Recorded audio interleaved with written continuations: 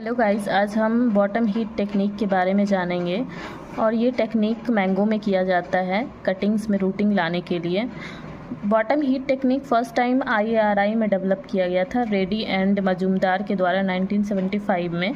इस टेक्निक के अंदर हम 2 कंटेनर लेते हैं, डबल कंटेनर, जिसमें कि आउटर कंटेनर का हाइट 70 सेंटीमीटर और उसका डायमीटर 46 सेंटीमीटर का रहता है। और इनर जैकेट जो है उसका हाइट 68 सेंटीमीटर का और डायमीटर 44 सेंटीमीटर का रहता है। जो स्पेस है इनर जैकेट और आउटर कंटेनर, उसके बीच हम ग्लास वूल डाल देते हैं ताकि हीट इंसुलेशन हो। और दूसरा कंटेनर हम लेते हैं जो कि सेमी मटेरियल का बना होता है, जिसका हाइट 35 सेंटीमीटर का रहता है। और जो हम दूसरा कंटेनर लिए उसके बॉटम में हम 40 वाट का बल्ब लगा देते हैं टेम्परेचर मेंटेन करने के लिए।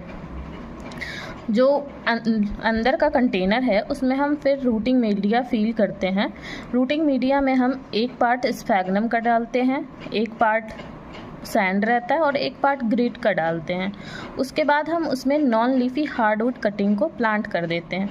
टेम्परेचर हम लोग मेंटेन करते हैं हीटिंग बल्ब के द्वारा, जिसमें कि 30 डिग्री टेम्परेचर मेंटेन करते हैं, प्लस माइनस 1-2 डिग्री होता रहता है। और कटिंग को रूट आने में 1 मंथ लग जाता है। और इसमें इसका सक्सेस हम बाइनियल बियरिंग या अल्टरनेट बियरिंग के बारे में जानेंगे। बाइनियल या अल्टरनेट बियरिंग का मतलब है कि 1 साल हैवी फ्रूटिंग हुआ और अगले साल कम फ्रूटिंग हुआ या फिर फ्रूटिंग नहीं हुआ। इसका डिफरेंट काउजेज हो सकते हैं, जैसे कि अनफेवरेबल इन्वायरमेंटल कंडीशन हो सकता है, age and size of branches हो सकते हैं, या हार्मोनल बैलेंस हो सकता है। सबसे पहले हम अनफेवरेबल क्लाइमेट के बारे में जानते हैं। अनफेवरेबल क्लाइमेट ऑन ईयर को भी ऑफ ईयर में कन्वर्ट कर सकता है। क्लाइमेटिक कंडीशन जैसे कि high temperature, very low temperature, frost, strong wind, hailstorm, ये सारे ऑन ईयर प्लांट को ऑफ ईयर में भी कन्वर्ट कर सकते हैं।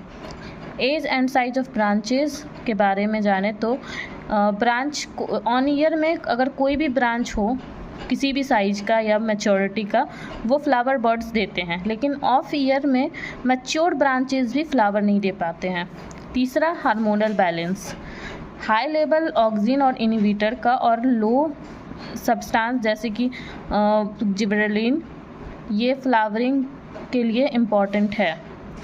अब हम कंट्रोल मेजर के बारे में जानते हैं। इसको कंट्रोल करने के लिए हम प्रॉपर साइंटिफिक मेंटेन करते हैं। ऑर्चार्ड का ऑन ईयर थिनिंग करते हैं NaA से।